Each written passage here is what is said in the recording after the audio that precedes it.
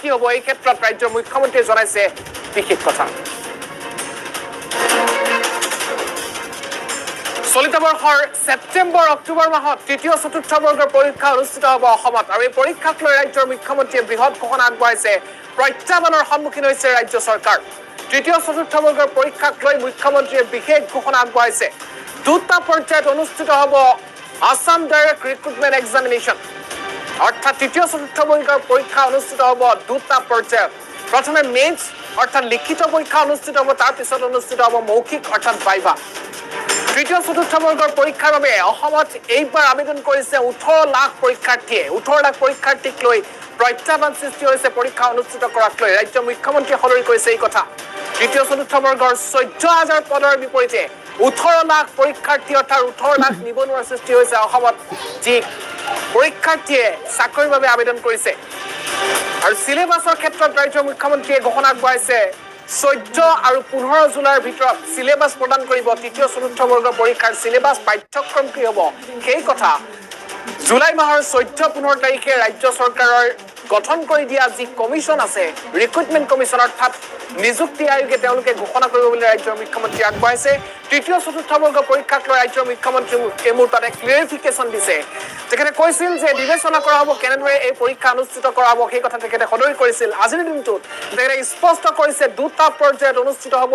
তৃতীয় চতুৰ্থ বৰ্গৰ পৰীক্ষা ছেপ্টেম্বৰত তৃতীয় বৰ্গৰ আৰু অক্টোবৰত অনুষ্ঠিত হ'ব চতুৰ্থ বৰ্গৰ পৰীক্ষা দুটা পৰ্যায়ত এটা লিখিত প্ৰথম পৰ্যায় দ্বিতীয় পৰ্যায় অনুষ্ঠিত হ'ব ভাইভা অৰ্থাৎ মৌখিক পৰীক্ষা আৰু দুটা পৰ্যায়ত অনুষ্ঠিত হ'ব লগা পৰীক্ষাক লৈ ৰাজ্য চৰকাৰে কি প্ৰত্যাহ্বানৰ সন্মুখীন হ'ব 14000 পদ তৃতীয় চতুৰ্থ বৰ্গৰ মুঠ পদ 14000 এই মুঠ পদৰ 14000 বিপৰীতে অসমত আবেদন কৰিছে 18 লাখ পৰীক্ষাৰ্থীয়ে কল্পনা কৰক অসমত নিবনুৱা সমস্যা কেনেদৰে বৃদ্ধি পাইছে এই কথা ৰাজ্যৰ মুখ্যমন্ত্ৰীৰ কথাটো স্পষ্ট হৈ পৰিল এই মুহূৰ্তত ৰাজ্যৰ মুখ্যমন্ত্ৰীয়ে কি কৈছে সিলেবাছক সন্দৰ্ভত লগতে পৰীক্ষা কিদৰে অনুষ্ঠিত হ'ব সেই কথা ৰাজ্যৰ মুখ্যমন্ত্ৰীয়ে জনাইছে এই মুহূৰ্তত আগবাঢ়িছে মুখ্যমন্ত্ৰীৰ মন্তব্য এইবাৰ আমি প্ৰিলিমিনাৰী পৰীক্ষা নাপালো মেইনছ আৰু ভাইভা ভচিৰ মাজেদিয়ে আমি পৰীক্ষাৰ ৰিজাল্ট দিম অৱশ্যে 11 লাখ ছাত্ৰ ছাত্ৰীয়ে যেতিয়া 2100 পৰীক্ষা কেন্দ্ৰত পৰীক্ষা দিব ই এটা ভীষণ প্ৰত্যাহ্বানমূলক হ'ব কেনেকৈ পৰীক্ষা পাতিব পাৰিম 2100 স্কুল কলেজ ই এটা ডাঙৰ প্ৰত্যাহ্বান হ'ব চৰকাৰী বিষয়াসকলে এই বিষয়ে আলাপ আলোচনা আৰম্ভ কৰিছে ৰাইজৰো সহযোগিতা লাগিব কি ধৰণে পৰীক্ষাটো বিতৰ্কৰ ওপৰত ৰাখিবৰ কাৰণে ৰাইজৰো আমি সহায় ল'ব পাৰো তাৰ বিষয়ে আমি চিন্তা চৰ্চা কৰিছো সময়ত আমি আপোনালোকক কম 3 অক্টোবৰৰ পৰা পুলিচৰ ইণ্টাৰভিউ আৰম্ভ হ'ব তাত এনেকুৱা কোনো অসুবিধা নাই যোৱাবাৰ যেনেকৈ নিযুক্তি হৈছিল এইবাৰো হ'ব আৰু শিক্ষকৰ নিযুক্তিৰ ক্ষেত্ৰতো আমি ইতিমধ্যে ব্যৱস্থা আৰম্ভ কৰিছো আৰু ইয়াতো বহুত বেছি বিতৰ্কৰ অৱকাশ নাই আৰু এইবিলাকত নিশ্চিত কোৱালিফিকেশ্যন লাগে কাৰণে কেণ্ডিডেটৰ সংখ্যাও কম কিন্তু তৃতীয় আৰু চতুৰ্থ শ্ৰেণীত এইবাৰ অসম্ভৱ প্ৰাৰ্থীয়ে আবেদন কৰিছে সৰ্বমুঠ 18 লাখ আবেদন এই 14000 পোষ্টৰ কাৰণে আমাৰ ওচৰলৈ আহিছে যি কি নহওক দুই এজনে সুধি আছে যে সিলেবাছ কেতিয়া দিব মই অহা পৰহি বা মেক্সিমাম 4 দিনৰ ভিতৰত সিলেবাছ দুখন প্ৰকাশ কৰিবৰ বাবে মই ৰিক্ৰুটমেণ্ট কমিছনক নিৰ্দেশ দিছো আৰু মই ভাবো যে ইয়াৰ পিছত এই পৰীক্ষা সম্পৰ্কীয় আপোনালোকে যি কথা বুজিব খোজে জানিব খোজে ইয়াৰ পিছত ৰিক্ৰুটমেণ্ট কমিছনে আপোনালোকক জনাই থাকিব তৃতীয় আৰু চতুৰ্থ শ্ৰেণীৰ চাকৰিত এপিএছচিৰ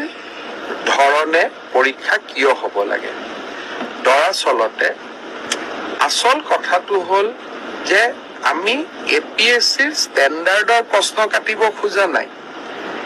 এপিএছচিৰ ধৰণৰ পৰীক্ষা তাৰমানে প্ৰথম প্ৰিলিমছ হ'ব তাৰপিছত মেইনছ হ'ব আৰু তাৰপিছত আমাৰ ভাইভা হ'ব কিন্তু পৰীক্ষাৰ প্ৰশ্নৰ ষ্টেণ্ডাৰ্ড চতুৰ্থ শ্ৰেণীৰ কাৰণে এপিএছচিৰ দৰে নহয় পৰীক্ষাৰ প্ৰশ্নৰ ষ্টেণ্ডাৰ্ড মেট্ৰিকৰ দৰে হ'ব হায়াৰ ছেকেণ্ডেৰীৰ দৰে হ'ব তেনেকে তৃতীয় শ্ৰেণীৰ কাৰণেও আমি এই ধৰণৰ যিটো পৰীক্ষাৰ বাবে প্ৰয়োজনীয় অৰ্থাৎ গ্ৰেজুৱেশ্যন যাৰ কোৱালিফিকেশ্যন তাৰ বাবে সিলেবাস গ্ৰেজুৱেশ্যন হ'ব হায়াৰ ছেকেণ্ডাৰী যাৰ সিলেবাস তাৰ সিলেবাস হায়াৰ ছেকেণ্ডাৰী হ'ব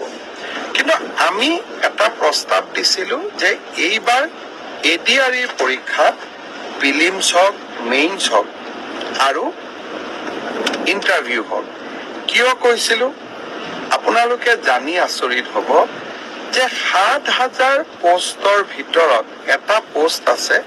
যাৰ কোৱালিফিকেশ্যন হায়াৰ ছেকেণ্ডাৰী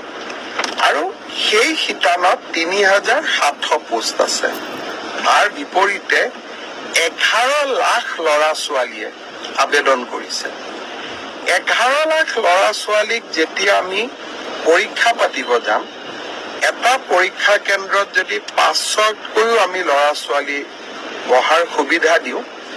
আমাক ২১০০ পৰীক্ষা কেন্দ্ৰ লাগিব আৰু ২১০০ পৰীক্ষা কেন্দ্ৰত সমানে এটা পৰীক্ষাৰ কোৱালিটি মেইনটেইন কৰাটো অসম্ভৱ প্ৰত্যাহ্বানমূলক হৈ পৰে যেতিয়া আমি 2,100 পৰীক্ষা কেন্দ্ৰত আমি পৰীক্ষা পাতিম কৰবাত ইনভেজিলেটৰজন ইমান ভাল কোৱালিটি নহ'ব পাৰে কৰবাত লিকেজ থাকিব পাৰে কৰবাত চাকৰি ইজনে সিজনক সহায় কৰাৰো অভিযোগ থাকিব যদি আমি প্ৰিলিমছত এই অভাৱ বা অভিযোগ যিসমূহ থাকিসমূহৰ পৰা আমি যেতিয়া প্ৰিলিমছৰ পৰীক্ষাৰ ফলাফল দিম প্ৰিলিমছত ১ লাখ ল'ৰা ছোৱালীয়ে পাছ কৰিব আৰু ১ লাখ ল'ৰা ছোৱালীক আমি যেতিয়া মেইনছ পৰীক্ষা পাতিম তেতিয়া তাত পৰীক্ষাৰ কোৱালিটিটো আমি খুব সূক্ষ্মভাৱে মেইনটেইন কৰিব পাৰিম অৰ্থাৎ শেষলৈ গৈ যোনে চাকৰি পাব তাত